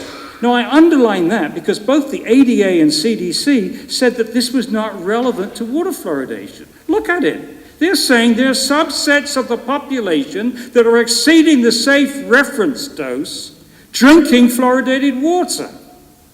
Now, these people obviously can't read. The ADA and the CDC, Tweedledum and Tweedledee. These subsets included high water drinkers and bottle-fed babies. The harmful effects of fluoride include dental fluorosis, bone damage, lowered thyroid function, accumulation in the pineal gland, brain damage, osteosarcoma, mixed evidence on that, and the fact is that some people are very sensitive to fluoride, which is exactly what you would expect, by the way, for any toxic substance. There's a normal distribution. You expect most people to have an average response, a few people to be very super resistant to the toxic, and some people to be very, very sensitive to the toxics. That's what you expect. I want to stress this. There's a difference between saying that fluoride harms health. Next. There is no question that fluoride harms health. Millions of people in India and China have had their health wrecked by fluoride, crippled by fluoride. There's no argument about that. We've known that since the 1940s. What is the argument about then? Next, the argument about is whether fluoridation causes harmful effects. And what that comes down to is the scientific question: is there an adequate margin of safety between the doses that cause harm, which have been documented in hundreds of studies, and the doses that we are likely to get in a fluoridated community, bearing in mind you can't control the dose, and also is that margin of safety sufficient to protect everyone? Not just the range of doses that people get, but the range of sensitivity. And we have a standard factor in toxicological risk assessment to protect the whole population once you've found harm. Once you've found harm, you take the dose that causes harm and divide by 10. And then you're confident that you've got a level which is safe for everybody in your population. If you divide by 10 the doses that are reported to cause harm in the National Research Council report, I can tell you categorically there is no adequate margin of safety to protect everyone drinking fluoridated water and, of course, getting more fluoride from other sources. One of the conclusions, NRC, it is apparent that fluorides have the ability to interfere with functions of the brain. The NRC review only looked at 5 IQ studies, and they drew that conclusion from both these IQ studies and animal studies. The most important study, in my view, at that time was one by Zhang, and I'm very familiar with this study because Zhang invited me. He works for the CDC in China. He invited me to go to China and look at these villages for myself. There are 2 villages. One in the well water had less than 0.7 parts per million, and the other village had between 2.5 and 4.5 parts per million. Next. He controlled for lead exposure and iodine, which both could conflict with this finding. No difference. And he found a drop of 5 to 10 IQ points across the whole age range. Next. And the drop in IQ correlated with fluoride levels in the urine. Now, this recent meta-analysis didn't go into factors like this. Their study is the crudest of the studies that you can think of. It's comparing one community with one fluoride level with another community at another fluoride level. And the reason that those are the crudest of epidemiological studies is you don't have a measure of individual exposure. But Zhang has a measure of individual exposure. He had the measure of fluoride in the urine. And that correlates with the lowered IQ and greatly strengthens his study. Next. The whole IQ curve was shifted for both males and females. Here's the males. The blue line is the high fluoride village. The dotted mauve line is the low fluoride village. Now, Zhang estimated that the threshold for lowering IQ was at 1.9 parts per million. He took all his data, extrapolated. Now, next, think about it. An American child drinking 2 liters of water at 1 part per million is going to get a dose of 2 milligrams per day. 1 part per million is 1 milligram per liter. So if you drink 2 liters, you're going to get 2 milligrams.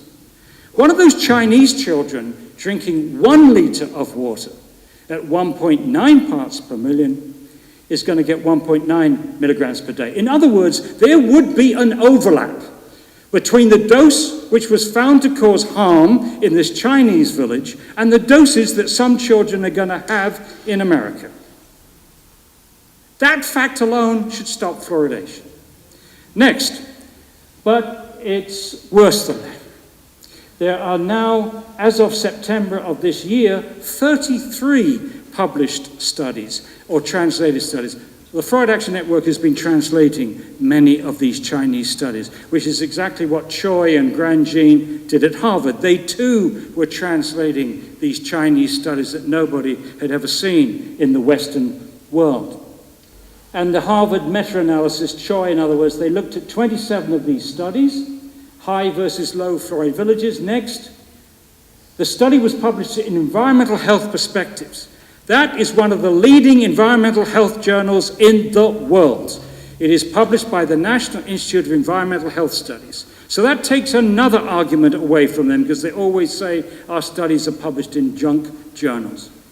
26 of the 27 studies found a lower average IQ in the high versus the low village. That's an incredible consistency, 26 out of 27. In 9 of the studies, the so-called high fluoride village had levels of fluoride less than 3 parts per million. Now, just to remind you, the spin put out by these public relations people that are running the corridors of your council here, your commissioners, these spin artists, put out the fact, oh, these were very high dosage, 11.5 parts per million. Well, I believe that one village, highest level was 11.5, but the average was nowhere near 11.5, and as you can see, 9 of these villages were lower than 3 parts per million. Again, there's no margin of safety here. In 19 of the 27 studies, the difference in IQ was statistically significant. Next, and overall, the whole study found a lowering of 0.45 of a standard deviation, which translates to 7 IQ points. Now, again, the spin artists were putting around that this was just a drop of half an IQ point, when in actual fact it was 14 times higher. The average was 7 IQ points drop. Next, and it was significant. The Harvard scientists concluded that further investigation of fluoride's lowering of IQ should be a high research priority. That's what the NRC concluded in 2006. So how many studies then were done on IQ in America since 2006? None. How many were done in Australia, New Zealand, England, Ireland, Israel, all these other fluoridated countries? Answer, 0. So how many do you think are going to be carried out in the next 6 years? You bet. This is what Philip Grandjean, who's very well known, by the way, for his work in environmental health. He was the one that did the mercury study in the Faroe Islands and provided the admonition that pregnant women should not get mercury, another travesty that the American Dental Association is responsible for, mercury fillings, which they call silver fillings. He says, fluoride seems to fit in with lead, mercury, and other poisons that cause chemical brain drain. The effect of each toxicant may seem small, but the combined damage on a population scale can be serious, especially because the brain power of the next generation is crucial to all of us. That was in the press release that accompanied this report. Now, I want to just spend a few moments to explain why this lowering of IQ, this shift across a whole population, could be very serious. Now, here's the normal distribution of IQ in a population. Now, the bell-shaped curve. So the average, most of us would have an average IQ of about 100. And some of us would have an IQ above 130, above 140. We would be very, very bright in the genius class. And that's that green area under the curve. And over on this side, sadly, there would be a number of people, the area in the mauve area, who would be less than 75, and they would be mentally handicapped. Now let's shift the curve over by 5 IQ points. 5 IQ points, which is what we think we did with lead in gasoline. Now, you'll notice that it doesn't make a huge difference to the average person. Going from 100 to 95, a parent wouldn't notice that difference between 2 siblings. A teacher wouldn't notice the difference between 2 pupils, between 100 and 95. But, next, look what it does to the 2 tails. If you shift over by a small amount, you dramatically decrease the number of geniuses in your society, and you dramatically increase the number of mentally handicapped. That has huge social and economic ramifications for our population. So even if you don't give a damn about the health of your children, at least think about the economics, which seems to be the most important thing in this culture.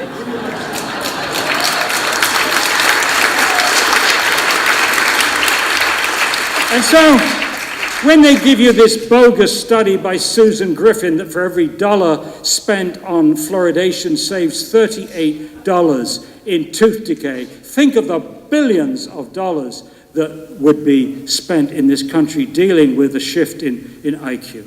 Ding and others, a study in 2011, they looked at children The average level of fluoride was 1.3 parts per million. The range was 0.3 to 2.84. Next, their conclusions. Overall, our study suggested that low levels of fluoride exposure in drinking water had negative effects on children's intelligence. These are low levels now. Now, they didn't, in this case, look at a high village and a low village. What they did is this area, that was the range of fluoride in the water. They didn't measure the level in the water. What they did was to measure the level of fluoride in the child's urine, which told them the exposure, right? And then they plotted, here's the plot. They measured they divided the children up into different levels of fluoride in their urine and saw how the IQ, the average IQ in the group, compared with the average IQ, the deviation from the mean value.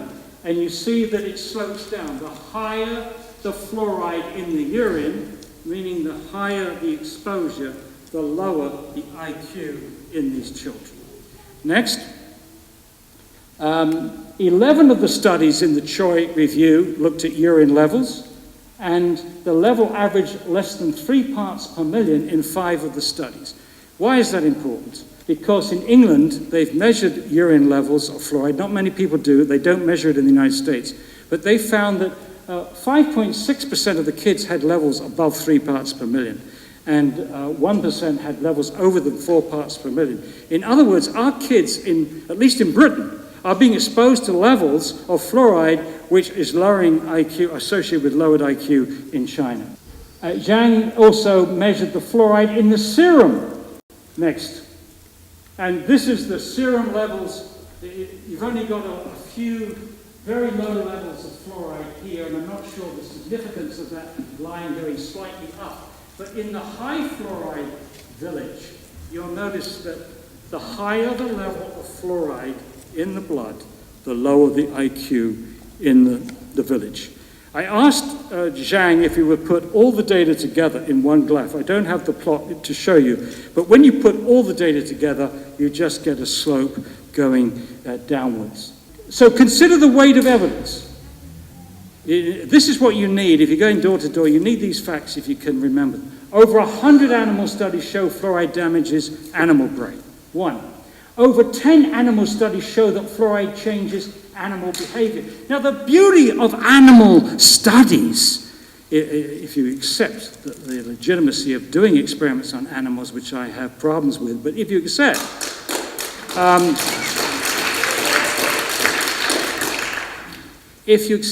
you can control all those things. So when they are saying there may be confounding variables that explain all those 27 studies from India, China, Iran, and Mexico, that's because it's very difficult to control for all the factors in human experience. But when you've got these little animals in a cage, you control everything except the thing you're dosing them with, which in this case is fluoride. So when you see changes in behavior with the animals that are dosed by fluoride, it wasn't caused by coal burning, arsenic from somewhere else, or any other factor. 4 studies show that fluoride damages fetal brain. In China, you're only allowed 1 child per family. There are lots of abortions. And of course, there's lots of abortions in endemic fluorosis areas and non-endemic areas. And they compared the brains from these aborted fetuses, and they found measurable changes in the brains of the babies born in the aborted fetuses in the endemic areas. And 33 studies shows an association between modest exposure to fluoride and lowered IQ. And lastly, there are 7 more human studies which don't measure IQ specifically, but things like memory, behavior, patterns, and so on, and they too have these effects are associated with fluoride. Now that's quite a weight of evidence. So what have we got in the other scale pan? Well, we know of 1 animal study done in America by Whitford that didn't find an effect. We know of 1 small IQ study done in New Zealand that didn't find an effect. We know of 1 small behavior study done in Boston with a small number of children. And I just want to correct something. That is the one study in America that did look at an effect as a function of dental fluorosis, severity of dental fluorosis. Morgan and others, 1998. Okay. So there is the two scale pans.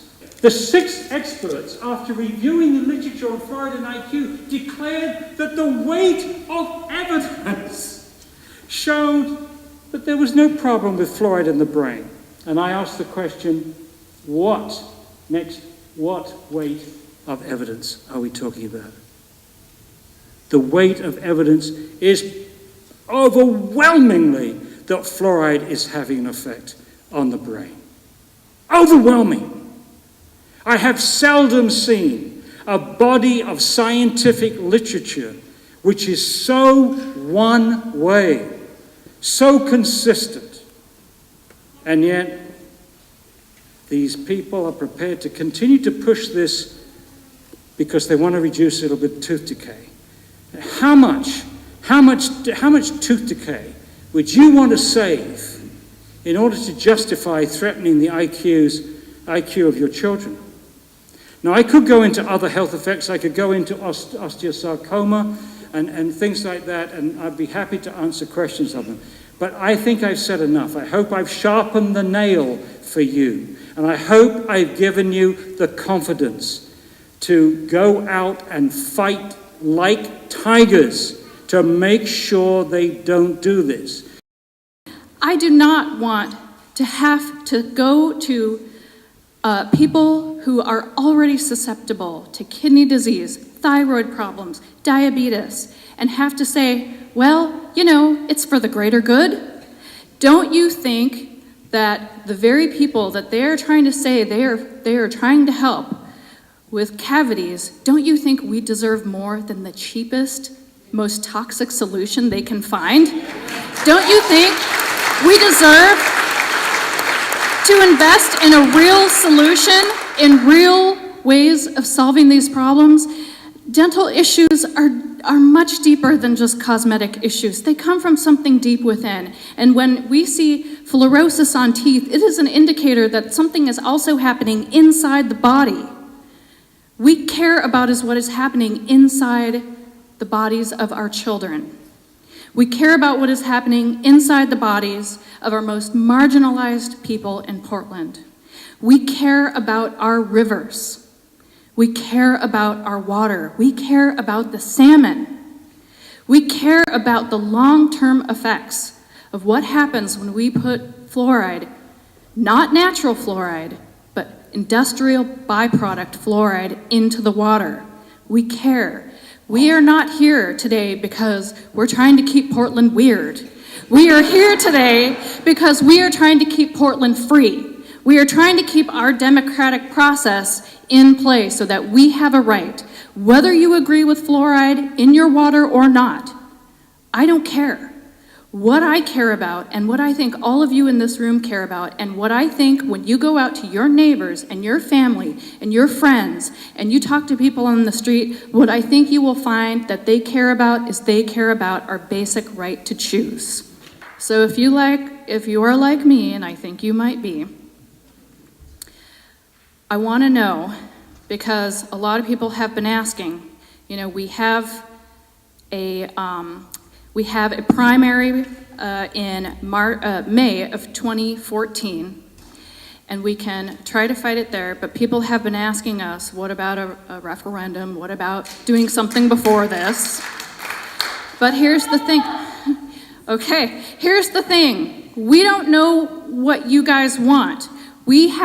At this point, we haven't had a chance to get an idea of how far you guys are willing to fight, because if we decide to go that route, it's going to be quick and it's going to be long and it's going to be hard. And we've got to do a lot in a little amount of time. So if that's what you're interested in, you've got to let us know. You've got to put your voice out there, because we want to uphold, unlike our city council, we want to uphold what the people want. We want to fight for you, and we want all of us to do this together, as is what you do in a democratic process, right? So if you are interested in that, please let us know. Give us a sign. And I would also encourage you, no matter where you stand on this and where you want to go, if you care about democracy, regardless of fluoride, if you care about democracy, talk to people, get to know people. And if people want to fight you, if they say they don't agree, that's fine. Move on to the next person, because you will find that we have far more allies in the end who want freedom and democracy for all Portland citizens, and quite frankly, Tigard, Gresham, and Tualatin as well. Yeah, we're also fighting for them as well, because they didn't get a say in this either. So if you want to fight, we're ready to back you. So just let us know, and let's do this together, because I believe in the end, we are gonna win. All right, G7s, we're going to continue our talk on water pollution and what are some of the issues. We already mentioned that water is a scarce resource and that only about 1% of our fresh water is contained in rivers and lakes, and that's the main source of drinkable water. And so there's not as much as we think. And on top of that, all of that water is actually able to be consumed by humans because of various sources of pollution. So what are some of those sources of pollution? There are going to be 5 of them. The first source of pollution that we're going to talk about is household waste, okay, which can include sewage. Household waste would be any kind of waste that is from your daily lives, garbage, there's the school bell. Garbage and sewage, which is a nice way of saying the stuff that comes out of the toilet that might be flushed into the river. Some people's houses on the river, their toilet goes straight into the river. And that can definitely affect that. We've all seen very dirty clogs and water that is very dirty. And that is mostly from household waste, and that's one type of pollution that we might be trying to identify, and we'll be finding out some of the effects that it might have. Another source of pollution would be agricultural or farming. That's a word for farming there.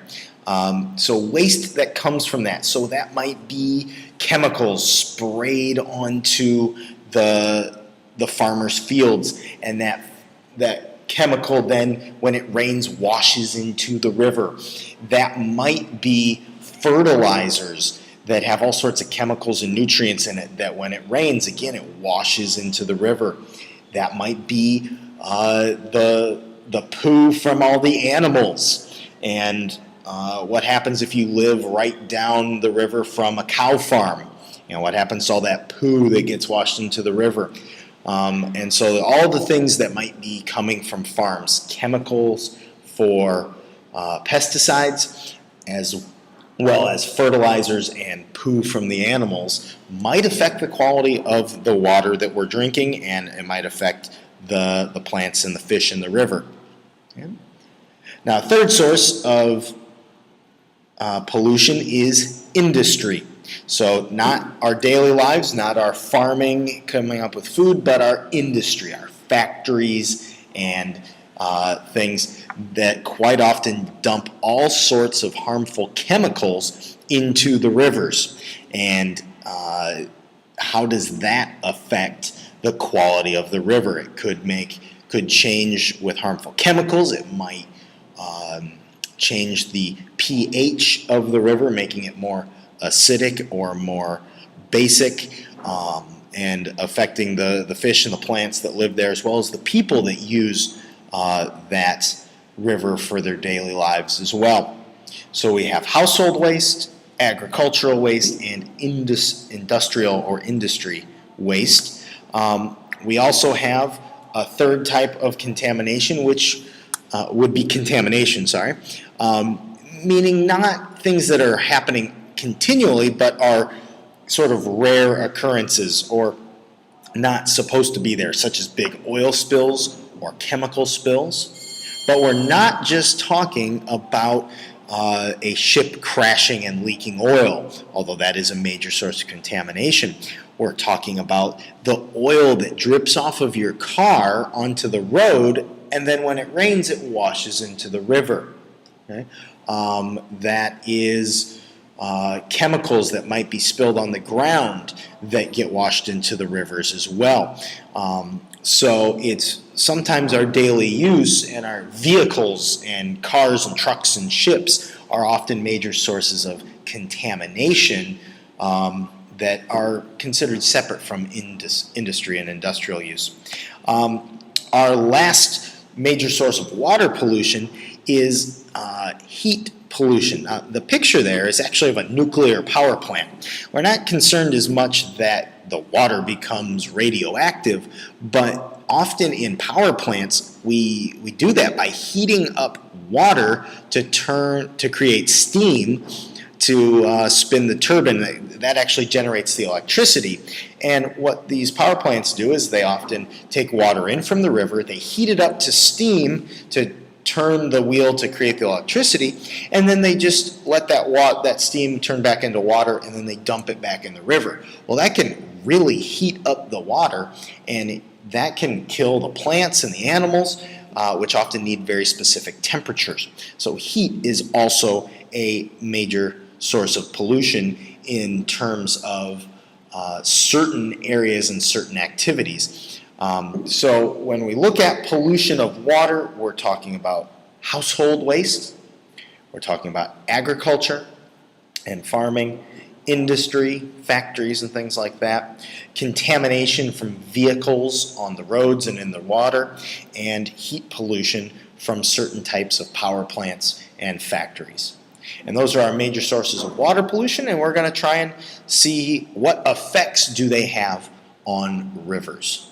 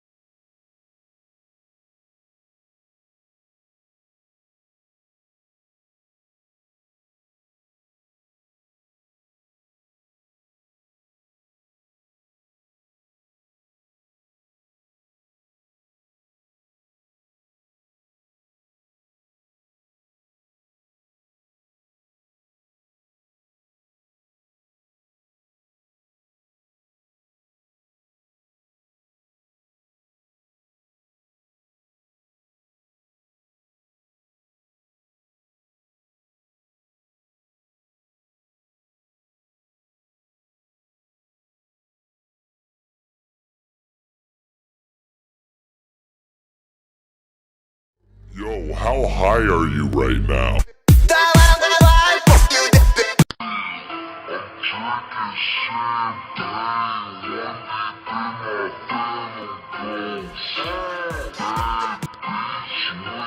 I know it sounds crazy.